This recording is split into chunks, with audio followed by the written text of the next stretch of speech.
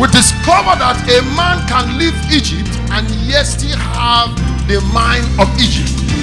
Anyone that has a slave mindset sees the whole world as a one big prison. Anytime prophecy goes out, there must be opposition. And so today we will be talking about the fourth one. There are five. We're talking about the fourth one is small-minded people. Number 4, the small-minded people. Okay, the small-minded people. These are the people that find it difficult to think big. They can't think big. The Bible said that when you look at what they said, when they came to themselves, they look at themselves, they said they were grasshopper. We were like grasshopper in their sight. Now, it was not the people that told them that they were grasshopper, but they were the one that came to conclusion that they were grasshopper in their sight. So you see that they have the grasshopper mentality, and the mentality is the small-minded people. When you have the grasshopper mentality, it's the same thing with having a small mind, okay? You don't blame them, like I said last week. You can't blame them because these were family, they stayed in the land of Goshen. When they went to Goshen, there were 70 of them, and by the time they got to Goshen, they get to Egypt, they gave them Goshen. So 70 of them. Now by the time they were leaving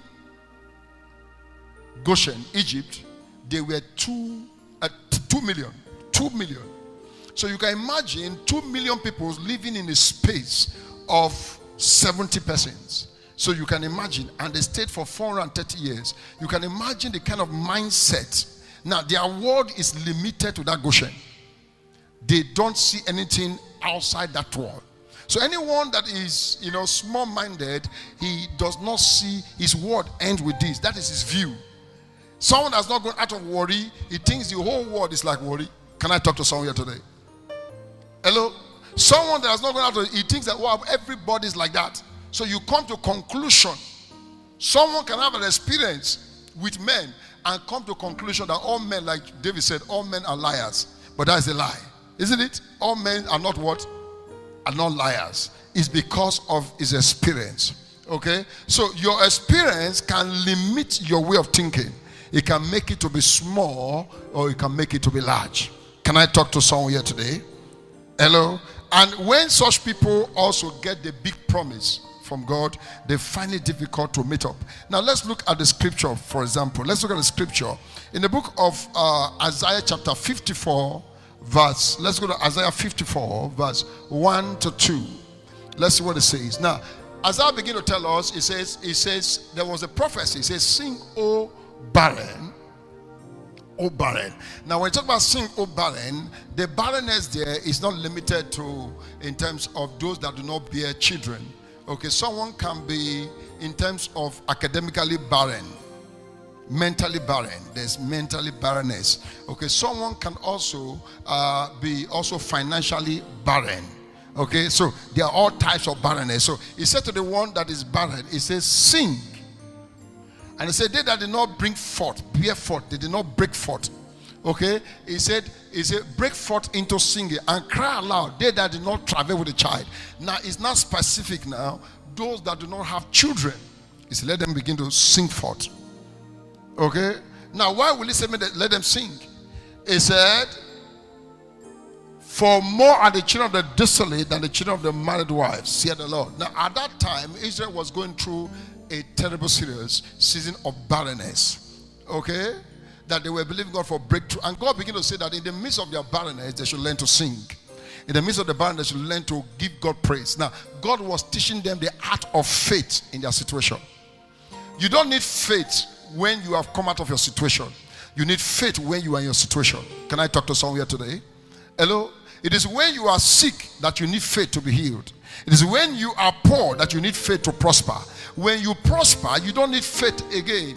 Hello? For example, let me ask you a question. You want to buy a house, and they say the house is 100 million.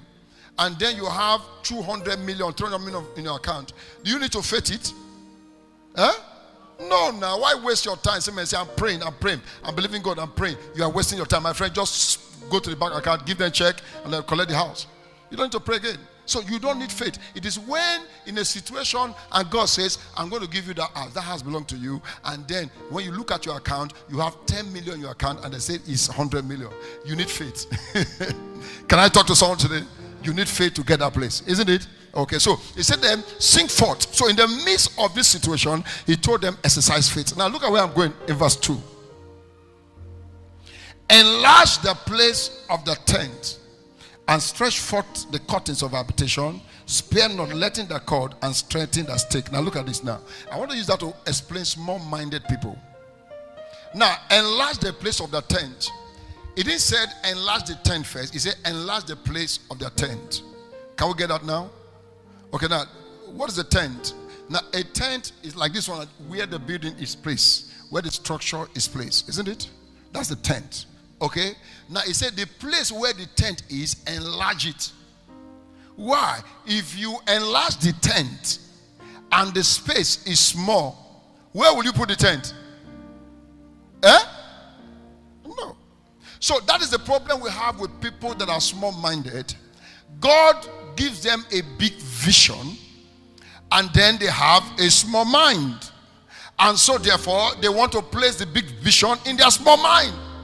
Now, at the end of the day, they get frustrated. And they go back and say, this thing does not work. No. God said, for you to place that tent there, you must enlarge the place of your tent. It means to say that you must work on your mindset. The vision cannot enter your mindset. Your mindset is too small for the vision to enter. So therefore, the vision cannot come to pass. You become frustrated. God said, for it to come to pass, enlarge the place of your tent. Put your hand and say, Lord, enlarge my capacity. Say, Lord, enlarge my capacity. Say, Lord, enlarge my capacity.